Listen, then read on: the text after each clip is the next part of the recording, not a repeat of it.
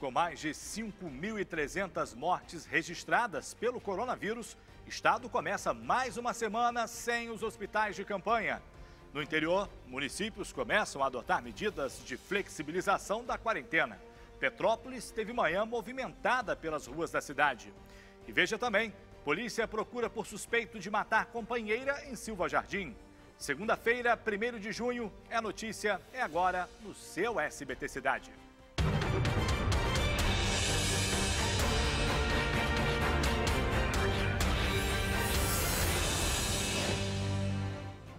Muito boa noite. Mais uma segunda-feira, mais uma semana. Vamos até encontrar com o SBT Brasil com as informações que são destaque em todo o estado do Rio de Janeiro, principalmente aí na região aonde você mora. E o estado começou aí nessa semana com um número de mortos superior aos 5.300. Enquanto isso, nada de hospital de campanha sendo inaugurado. É o caso aí da unidade que fica em Duque de Caxias, que tinha entrega prevista para hoje, mas continua em obra e sem data para inaugurar. A repórter Renata Igrejas mostra para a gente como é que está a situação lá em Caxias. Veja. Obras, máquinas pesadas, muita gente trabalhando e mas muita poeira. E no meio dessa poeirada já tem material hospitalar chegando. O Hospital de Campanha de Duque de Caxias é mais um que parece estar bem longe de ser concluído. Escondida pelas placas metálicas, uma cratera foi aberta bem ao lado de uma das tendas. Ana Paula assinou o contrato para a técnica de enfermagem aqui no Hospital de Campanha, mas não sabe quando começa a trabalhar. A carteira está assinada, o contrato está assinado, mas ainda não houve nenhuma posição, né, deles, previsão de quando vai iniciar e se vai iniciar, né? A unidade está sendo montada ao lado do Hospital Estadual Adão Pereira Nunes. A previsão de abertura era 30 de abril, com 200 leitos, sendo 80 de UTI e 120 de enfermaria. Custo, quase 200 milhões de reais. O governo do estado já decidiu que a organização social IABAS deve concluir as obras de todos os hospitais de campanha, mas só deve fazer a gestão da unidade do Maracanã. A partir de agora, os outros 6 hospitais serão administrados por um grupo de empresários da rede de saúde, uma espécie de consórcio. Está marcada para hoje mais uma reunião da Secretaria Estadual de Saúde com o IABAS, que vai contar ainda com a participação da Procuradoria-Geral do Estado.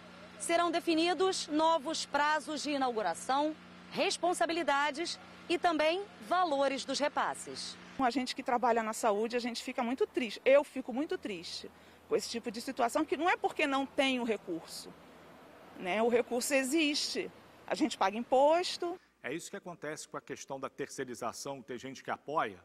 O governo do estado tira o corpo fora. A culpa é do IABAS. O IABAS deveria responder, mas peraí, o dinheiro é público, senhor governador do estado. Como é que pode ter deixado chegar a esse ponto? Respirador no Galeão, como a Isabelle Benito hoje disse no SBT Rio, fez contato com a Anvisa. Respirador nenhum, não tem respirador no Galeão, todo mundo achando que tinha lá respiradores vindos da China. Claro que não, são outros equipamentos usados para anestesia. Isso é uma brincadeira, isso é uma palhaçada no momento de tristeza, momento de mortes, no momento em que deveríamos ter um pingo de seriedade no estado do Rio, fazendo vergonha como sempre. Novos casos do coronavírus foram confirmados nas cidades do interior fluminense neste final de semana. Ontem, a cidade de Angra dos Reis registrou mais 2 mortes pela Covid-19 e agora soma 36 óbitos, segundo a Prefeitura. As vítimas foram 2 homens de 64 e 81 anos de idade, com novos 18 casos confirmados. Angra dos Reis tem agora 943 infectados. Ainda no sul fluminense, Volta Redonda também desponta a lista por lá, com 893 confirmações e 34 mortos.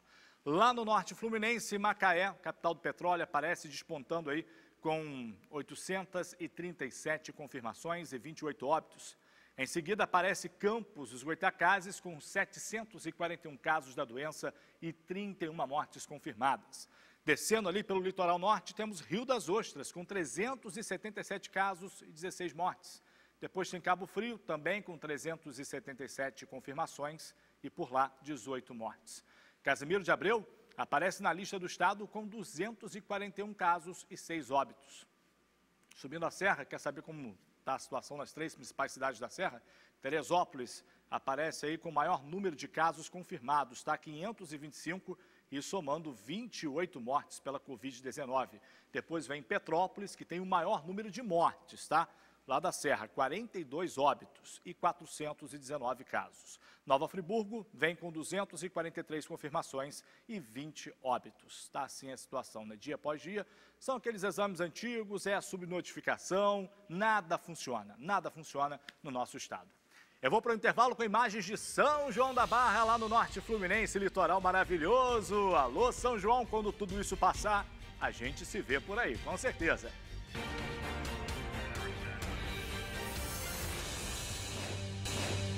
Bem, vem comigo, tem muitos assuntos para dividir com você. Olha, vai entrar em contato com o nosso WhatsApp, ele está aqui na tela, manda sua denúncia. As denúncias enviadas a gente vai selecionando ao longo da semana, vocês vão acompanhando, a gente vai pedindo um posicionamento também das prefeituras locais e pede aquele abraço, no final do jornal a gente manda. Aproveita aí, ó, salva o nosso número.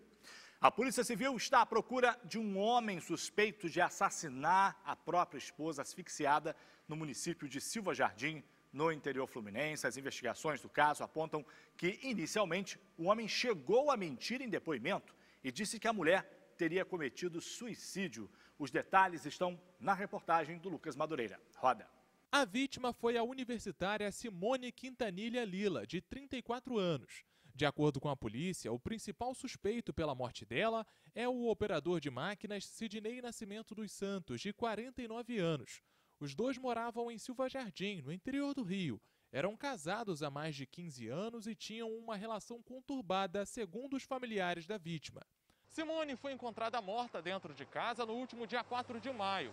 Inicialmente, o caso estava sendo apurado pela polícia como suicídio, mas o laudo do IML apontou asfixia por esganadura como a causa da morte. A partir de então, as investigações tiveram uma reviravolta e Sidney passou a ser tratado como o principal suspeito pela morte da esposa. Ele está foragido. Em depoimento na delegacia, no dia da morte de Simone, Sidney disse que teria visto a esposa tomar alguns medicamentos que ela usava para tratar um transtorno de personalidade. Afirmou ainda que logo depois escutou um barulho e viu a mulher caída no chão da sala. Acionou o SAMU, mas quando o socorro chegou, Simone já estava sem vida. Nesse fim de semana, agentes da Polícia Civil foram ao cemitério e fizeram a exumação do corpo da vítima. O delegado que está cuidando do caso não quis gravar a entrevista. Simone cursava o 4º período de odontologia e comemorava mais uma conquista. Havia aberto recentemente uma cafeteria no centro da cidade. Foi portas, né? A porta que Deus abre. A gente sente, né? Quando a coisa é de Deus, a coisa flui. É impressionante, né? Mais um caso de feminicídio registrado no nosso estado. Casos estes que aumentaram muito nos últimos 2 anos. Lei existe, mas será que essa lei está sendo cumprida mesmo? A vera? Porque não é possível. A gente vai ter que construir presídio específico para bandidos aí que cometem feminicídio. A coisa está aumentando dia após dia.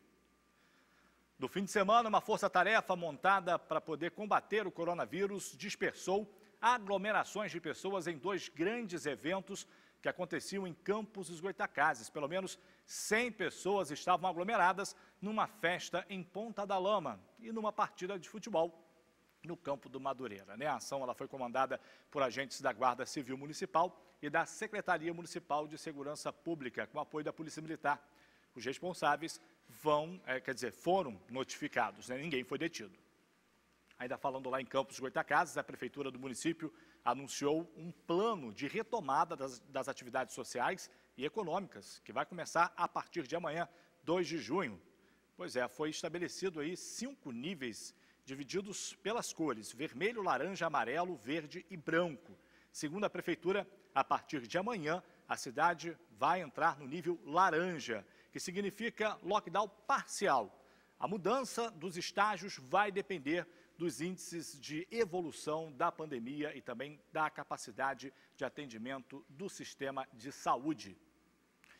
Com 419 casos confirmados de coronavírus e 42 óbitos, Petrópolis começou hoje a reabertura gradual do comércio. Estabelecimentos como papelarias, lavanderias, óticas e lojas de tecidos estão autorizadas a funcionar a partir de hoje, em horários diferenciados e seguindo aí todas as regras de distanciamento e higiene, né? Hoje pela manhã, o movimento lá no município era grande. Teve também fiscalização para multar os estabelecimentos e aquelas pessoas por causa da ausência das máscaras. Veja só. Antes mesmo da reabertura de parte do comércio, a movimentação de pessoas já era bem maior do que antes da pandemia. Na região central da cidade, os estabelecimentos passam a funcionar de 1 da tarde às 7 da noite. Essa papelaria já estava pronta para abrir as portas, tomando todos os cuidados necessários para evitar a proliferação do coronavírus. Agora é um mundo novo, onde a gente vai receber o cliente, tentando de uma forma ou de outra até orientar quem não tem o conhecimento das necessidades de distanciamento, de uso correto dos equipamentos de proteção, para que a gente tenha sucesso na retomada e que não tenha mais problema, né? Nos bairros, os serviços da chamada linha branca começaram a funcionar a partir de 10 da manhã. No Alto da Serra, as lojas de tecido já estavam abertas. Órgãos da prefeitura fiscalizaram esse primeiro dia de flexibilização, de olho nas regras e principalmente no uso das máscaras de proteção. O cidadão que não utilizar máscaras será abordado, orientado pela fiscalização e, caso haja resistência, ele será autuado.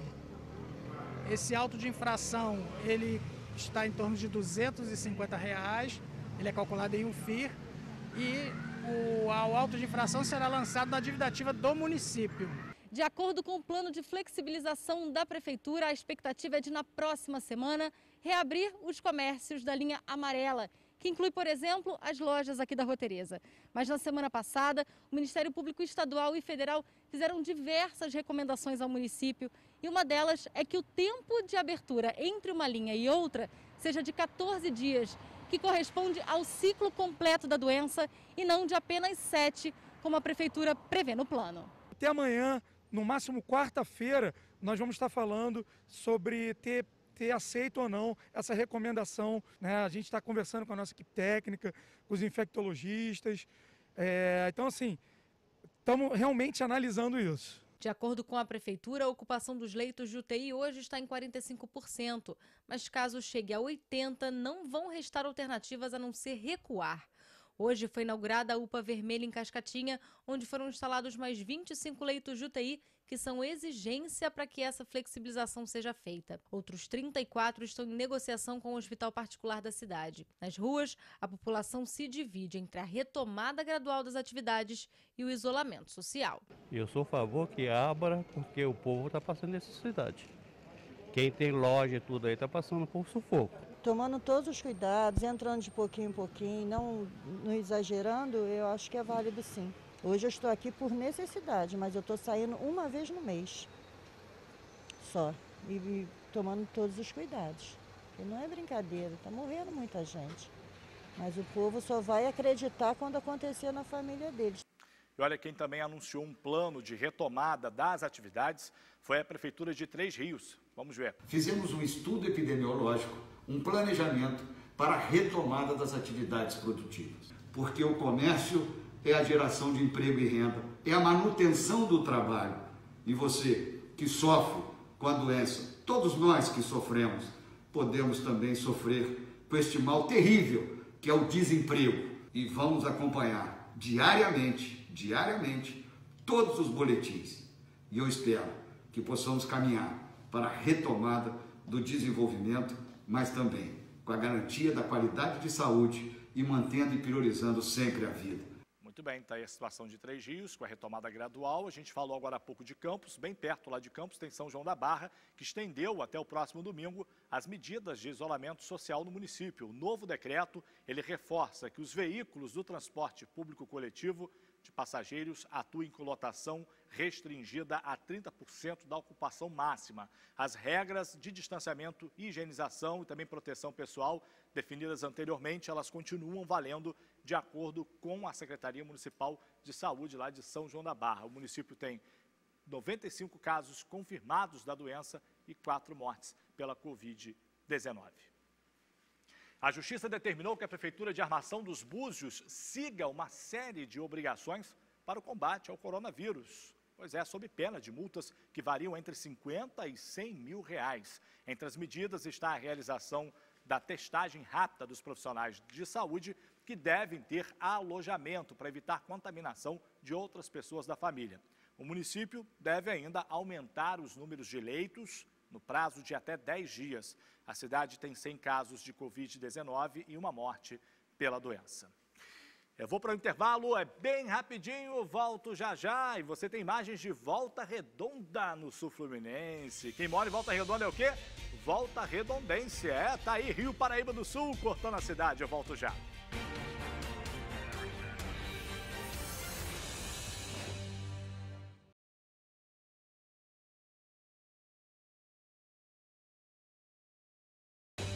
A gente volta do intervalo com o seu noticiário que integra todo o estado do Rio de Janeiro, regiões norte e sul, região dos Lagos, Serrana, está todo mundo aqui com a gente. Olha, o Porto do Forno, em Arraial do Cabo, que estava fechado por questões ambientais, está liberado agora para o grande mercado. A maior acionista desse porto é a prefeitura do município, que assumiu o pagamento dos salários dos contratados durante aí o período que a estrutura ficou fechada.